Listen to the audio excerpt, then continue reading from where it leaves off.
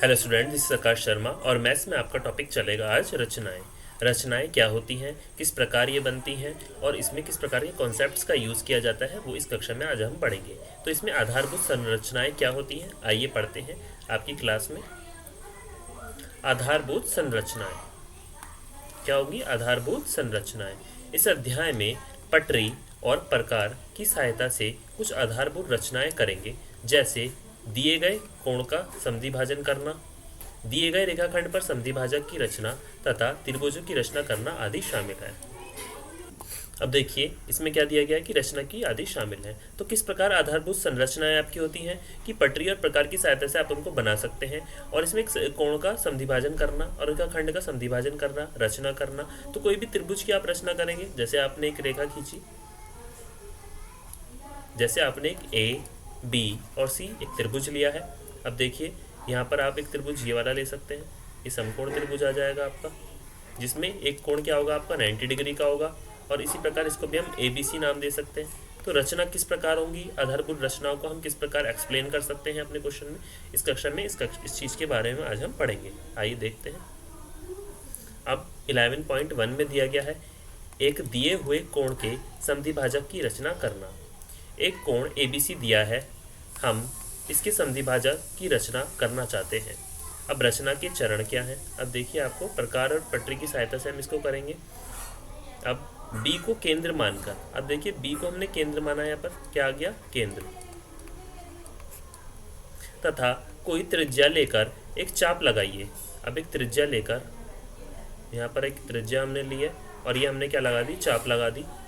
और जो किरण BA और BC, अब देखिए B से लेकर A तक और BC, ये वाली रेखा आ गई आपकी, को क्रमशः मान लीजिए E और D पर प्रतिच्छेद कर रहा है, E और D पर प्रतिच्छेद करता है।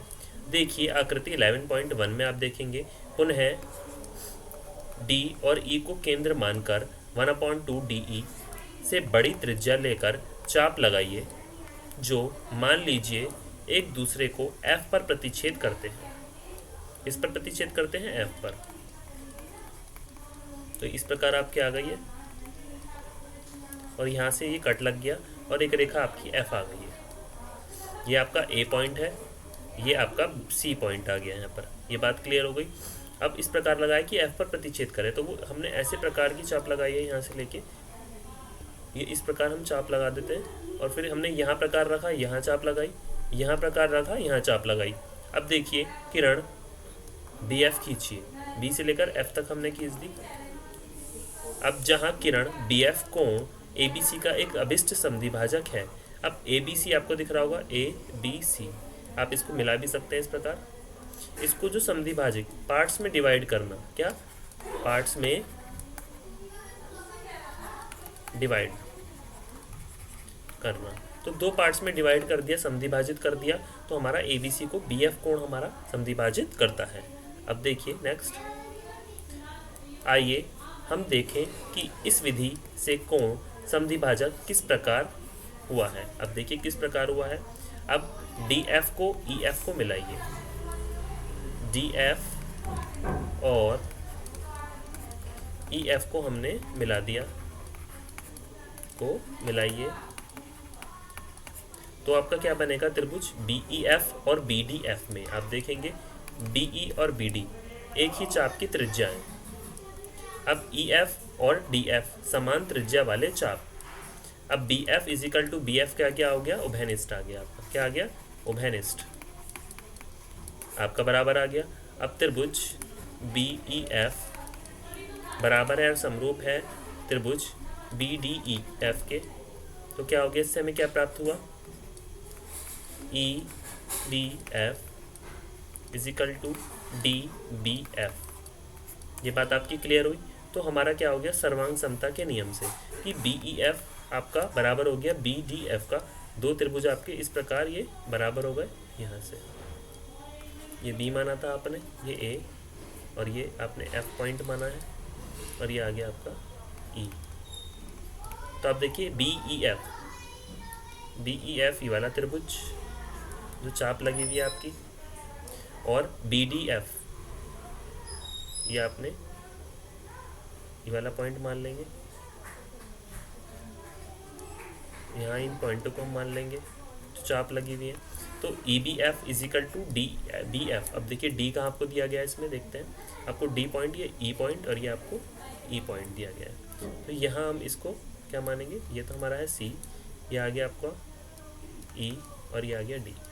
तो ए बी सी तो ये दिए गए हैं, डी पॉइंट ये माना ई है, तो डी डी एफ ई ये आ गया आपका, और ये आ गया आपका एफ बी एफ। आगे देखिए नेक्स्ट। अब रचना 11.2, एक दिए गए रेखाखंड के लंब समद्विभाजक आपके लंबार्धक की रचना करना है। अब हमें, अब देखिए एक रेखाखंड ए बी दिया है, हम इसके लंब समद्विभाजक की रचना करना चाहते हैं। तो किस प्रकार करेंगे रचना के चरण। अब देखिए 1 दिया गया है, ए बी को केंद्र मानकर तथा 1/2 ए बी से अधिक त्रिज्या लेकर रेखाखंड ए बी के दोनों ओर एक दूसरे को प्रतिच्छेद करते हुए चाप लगाइए। देखिए अब देखिए यहाँ पे आपको दिया गया है एक चतुर्भुज दिया गया है, किस प्रकार हम करेंगे। अब सेकंड वाला आप देखिए इसमें, अब मान लीजिए कि ये चाप एक दूसरे को P और Q पर प्रतिच्छेद करते हैं और PQ को मिलाइए। अब आकृति में आप देखेंगे कि मान लीजिए PQ AB और बिंदु M पर प्रतिच्छेद करती है, तो PQ AB को बिंदु M पर प्रतिच्छेद करती है। अब इसमें हम मान सकते हैं इस बिंदु को P और PQ को मिलाया है यहाँ पर। अब देखिए तब रेखा PMQ और AB क्या है, एक अभिष्ट लंब समद्विभाजक है। और अब हम देखेंगे कि इस विधि से इस प्रकार AB का लंब समद्विभाजक देते हैं। अब A, B और P और Q से मिलाया, इससे हमें AP, AQ, BP, BQ प्राप्त होते हैं। और PAQ, BPQ, तो इसमें क्या आ गया, आप देखिए इनको नाम दे सकते हैं हम यहाँ पर, आपका A, B, C, D आप इसको नाम दे देंगे, इन बिंदुओं को आप नाम दे देंगे, ये आपका आ गया इस प्रकार। सी डी नहीं दिया गया इसमें, ए बी लेंगे आप, और आपको क्या दिया गया है पी क्यू, तो ए बी और एक रेखा हो गई आपकी, यहाँ पर पी क्यू आप नाम दे देंगे, और ये आ गया आपका एम बिंदु।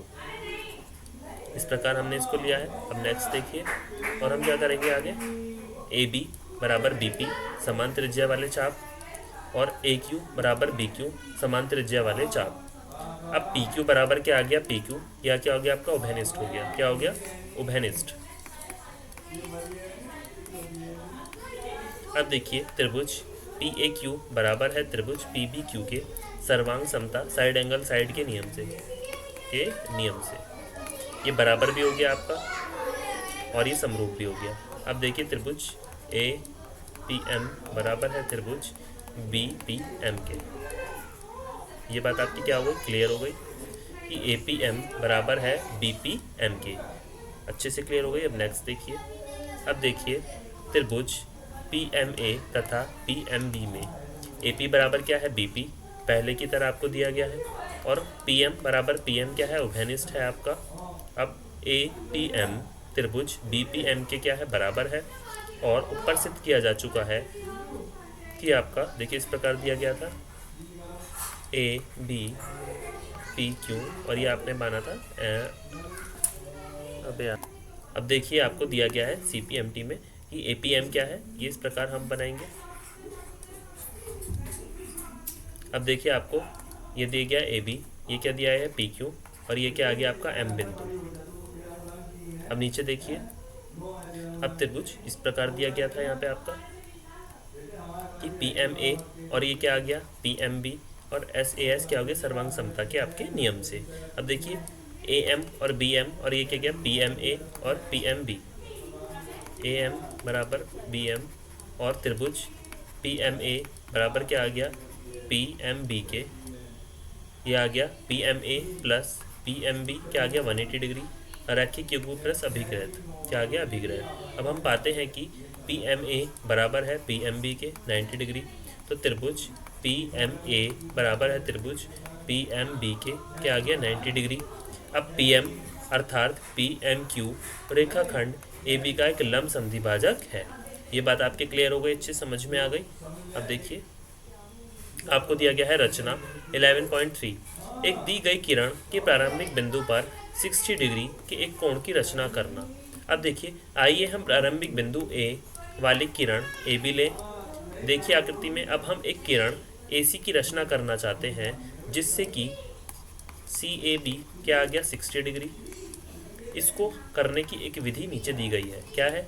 रचना के चरण आपको दिए गए हैं, इसको हम मान लेंगे ए बी, और ये डी बिंदु को मान रखा है यहाँ पर डी, और ई ए बी सी और डी आपको ई दिया गया है। अब देखिए आपका इस प्रकार आपको दिया गया है कि आपने पूरा एक त्रिभुज लिया है कि ये, अब देखिए ए बी को केंद्र मानकर कोई त्रिज्या लेकर एक वृत्त की चाप खींचिए और ए बी को मान लीजिए कि एक बिंदु डी पर प्रतिच्छेद करता है। अब सेकंड क्या है?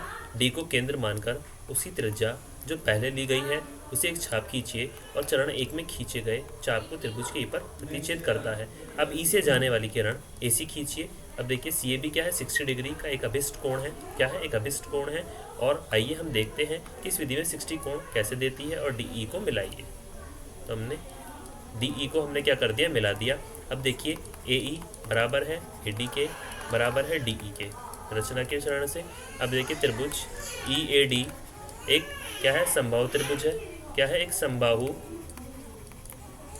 त्रिभुज है। अब देखिए त्रिभुज ई ए डी जो कि त्रिभुज सी ए बी के बराबर है। क्या है? 60 डिग्री का है।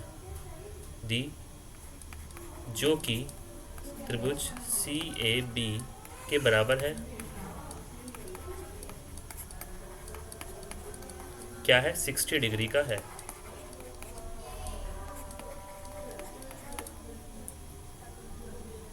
तो आज हमने इस कक्षा में क्या सीखा कि हम किस प्रकार त्रिभुज के क्षेत्रफल को ज्ञात कर सकते हैं, और हम किस प्रकार से त्रिभुज का निर्माण हम इसमें कर सकते हैं, और कोई भी रचना करके हम उसके बारे में तथ्य को कैसे लिख सकते हैं। कोई भी चाप और प्रकार की सहायता से हम त्रिभुज का निर्माण कर सकते हैं।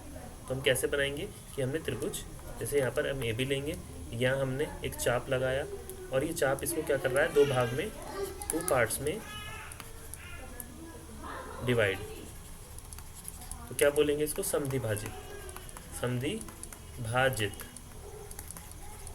ये आ गया आपका ई और डी पॉइंट, इसको नाम दे देंगे। ये आपका एफ पॉइंट आ जाएगा और ये आपका ओ बिंदु ले लेंगे। तो इस प्रकार हम, ये केंद्र बिंदु आ गया आपका। केंद्र ओ से हमने कोई चाप लेकर इस प्रकार हम बनाते हैं, और ये चाप आपका इस प्रकार की सहायता से बन जाता है, और ये आ गया आपका एफ, और ये आ गया आपका इस प्रकार। फिर हम क्या लेते हैं? हम किसी प्रकार की रचना को ले सकते हैं। अब हम ये एक चतुर्भुज भी ले सकते हैं रचना में, ए बी सी डी करके। इसका एक विकर्ण ले सकते हैं, जैसे इसको हम एम बिंदु मान लेंगे, जिसमें हम छोटे छोटे त्रिभुजों को निकाल सकते हैं कि हमने छोटे छोटे त्रिभुजों को जोड़कर कैसे एक चतुर्भुज का निर्माण किया है। तो हमने कैसे कैसे किया है ये हम देखेंगे इसमें, और हमने इसका कैसे यूज़ किया है ये भी हम इसमें पता करेंगे अच्छे से। आगे का हम नेक्स्ट क्लास में सीखते हैं। आज के